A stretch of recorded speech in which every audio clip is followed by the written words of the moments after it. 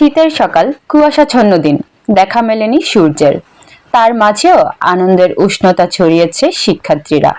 Comilla residential কলেজের হারাতলী ক্যাম্পাসে তারা আয়োজন করে চড়ুই ভাতির। বৃহস্পতিবার কলেজের বালিকা শাখায় গিয়ে দেখা যায় মাটি খুঁড়ে ইট দিয়ে তৈরি করা হয় চুলা। এতে পাতিল বসিয়ে রান্না চলে, ভাত, মুরগি ও ডিম সহ নানান দেশীয় খাবার। রান্না শেষে বালিশ খেলা, কবিতা, আধুনিক গান ও দেশাত্মবোধক গান সহ অনুষ্ঠিত হয় বিভিন্ন প্রতিযোগিতা।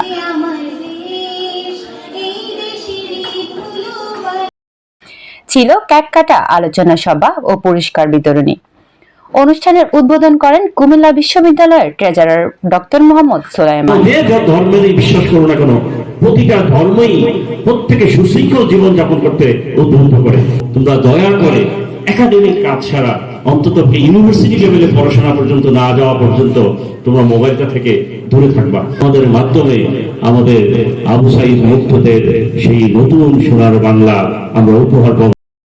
কলেজের অধ্যক্ষ মোহাম্মদ আব্দুল হান্নানের সভাপতিত্বে প্রধান অতিথির বক্তব্য রাখেন কুমিল্লা রেসিডেন্সিয়াল কলেজের সেক্রেটারি আইয়ার আশিক আহমদ শাহিন। কলেজের আইসিটি বিভাগের অধ্যাপক শরীফ হোসেনের সঞ্চালনায় এ সময় বক্তব্য রাখেন কলেজের ইনচার্জ মোহাম্মদ জাহাঙ্গীর হোসেন ও সহকারী ইনচার্জ শরীফ মাহমুদ। ধর্ম মানুষকে অশ্লীলতার বিরুদ্ধে স্বাধীনতার চর্চা করা, ধর্ম মানুষকে নারীকে পণ্য হওয়ার পরিবর্তে একজন সম্মানিত মা হওয়ার স্বীকৃতি দেয়।